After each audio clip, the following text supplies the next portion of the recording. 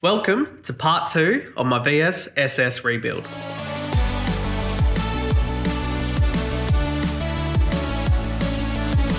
If you watched the video before this one, you would know what the goals are for my SS rebuild. What I ended up doing is taking the SS down to a shop in Wangara called CSC Performance. Jason there is a bit of a Commodore specialist, and what he did is he ended up putting the car on a hoist for me and having a good look over. What he found on the rear of the car, on the rear frame, was a tiny hairline crack. But right there is the hairline crack that Jason was talking about. Apparently it's pretty common if your Commodore's too low. Old Jason at CSC was looking over the car. He said it was pretty well standard for a 30-year-old Commodore. It's nice to hear that it hasn't been molested too much. He also helped me out by giving me a plan of attack. His suggestion was get the car ready for power. What he suggested I start with is the rear end and work my way forward. On the rear end, he suggested to re-bush and reseal whatever I can. So today I'm going to attempt to take out the diff and the rear frame. Now I've never done anything like this before, so I am by no means an expert, but I've watched a fair few YouTube videos out there. I've got a little bit of an idea what to do. What I'm going to start with first is I'm going to get the wheels off. I'm going to get the exhaust out of the way. So let's get stuck in.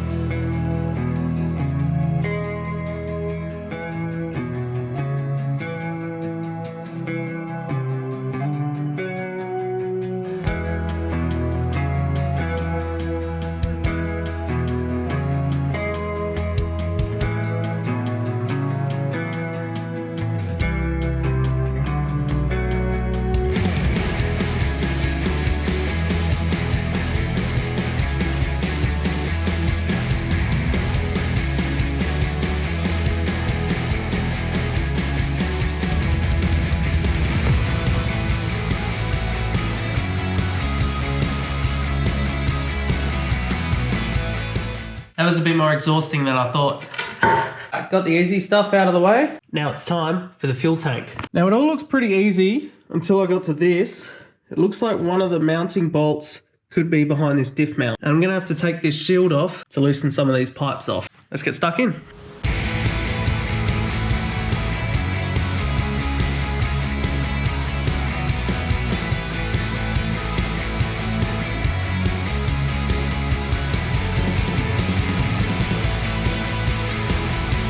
As I started touching these fuel hoses, a couple of them are like concrete and have just disintegrated on me. Look at that.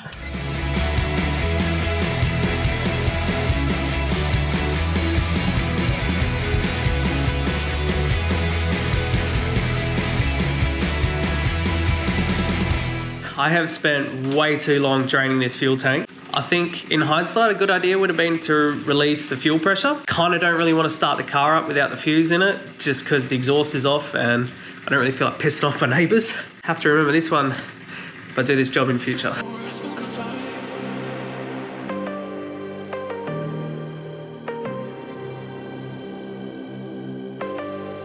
The last time I had these springs out was when I did a little choppy chop on them.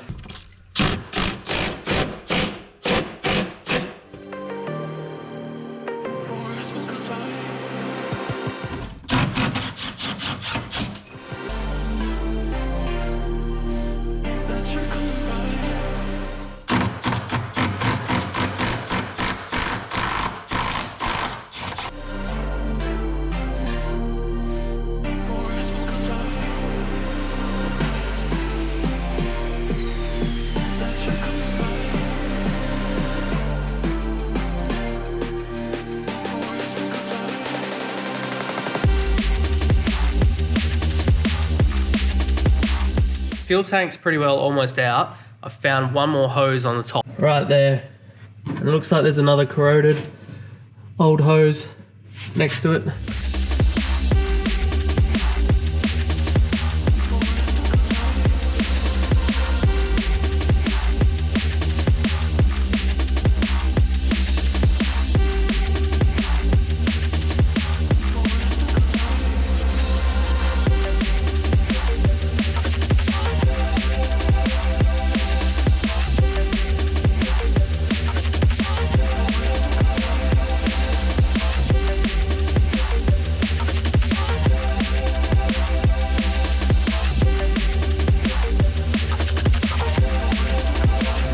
Now that I've got the fuel neck and the tank out, I can see the extent of all these broken sections of the fuel lines.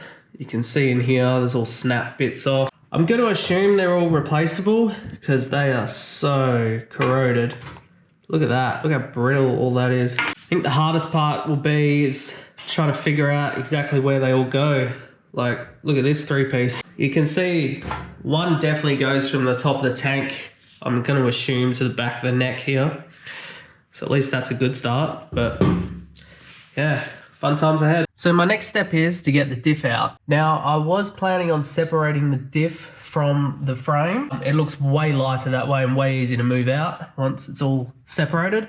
But I'm having a hard time getting onto these two bolts here. There isn't much room between the frame and the floor to get them undone. I can't even get a socket on there to get it cracked. So, looks like I'm gonna have to take it out as one piece. What I'm gonna begin doing now is undoing the struts, handbrake lines and brake lines, ABS pieces on the back of the diff. I wanna be super careful not to damage any of that.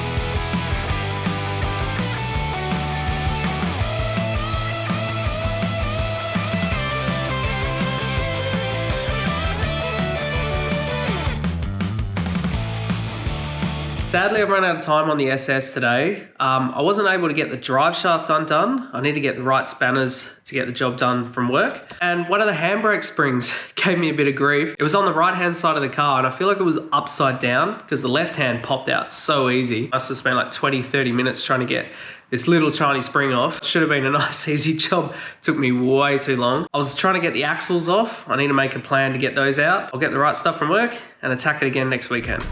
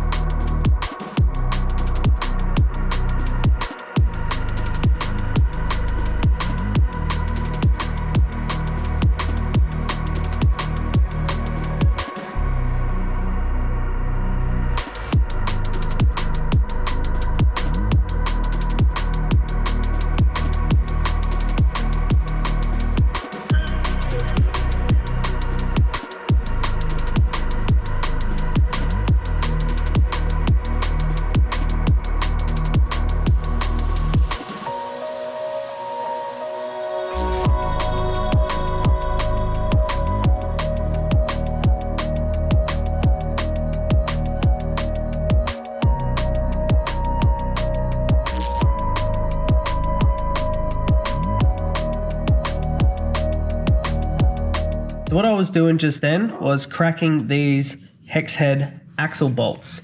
There's 6 on each end of the 2 axles. I thought it'd be easier to loosen the bolts while it's still on the car and in place rather than when it's all off the car and moving around. My next step is to loosen the tail shaft from the diff. Now you can see here that I've got 3 bolts nuts and bolts, sorry, that are all the exact same and one odd one out. I've been having trouble during the week loosening them, so if worst comes to worst, I'm gonna cut them off and replace them with 4 all matching nuts and bolts. After I do that, I'll begin removing 1, 2, 3, 4 bolts on each side of the car for the frame, and 4 bolts at the back here that hold the diff in place.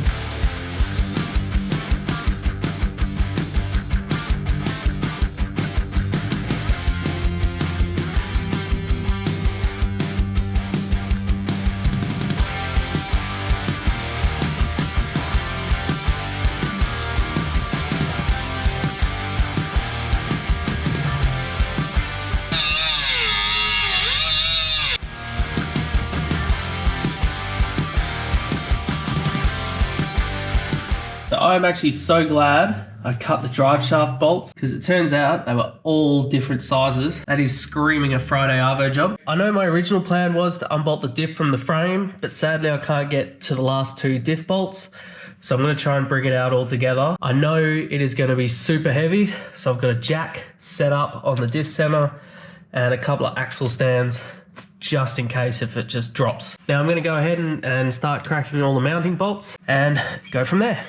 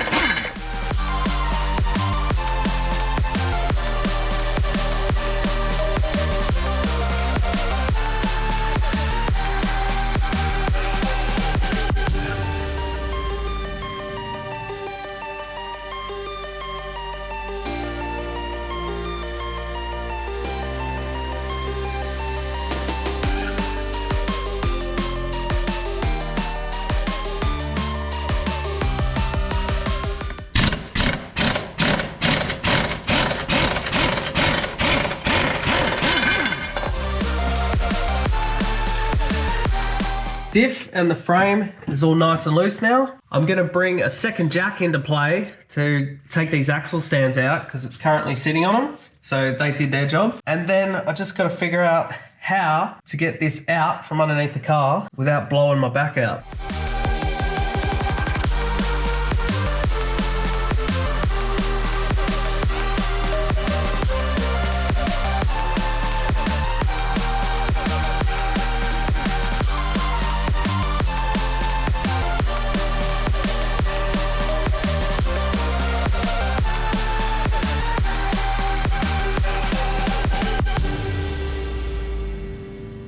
These right here are the 2 diff mount bolts that I couldn't get to. I can't believe my crazy idea actually worked, but I've got the diff and the frame out, and it turned out to be a lot easier than I thought. There's probably some mechanics that might be watching who are going, what the bloody hell is this guy doing? But I am learning, and I've never done anything like this before, and I'm making do with what I've got here in my garage.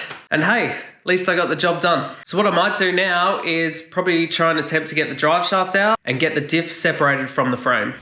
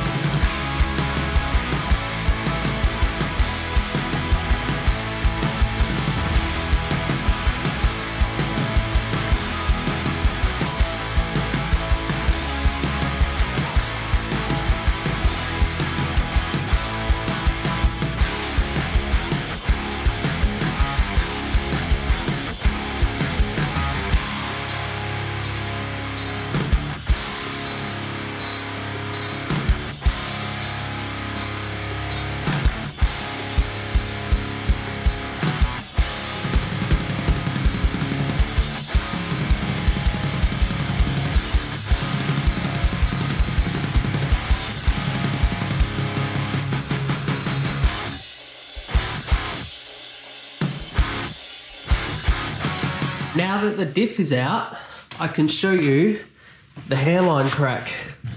That is the reason for everything I'm doing. Right through there where my thumb is.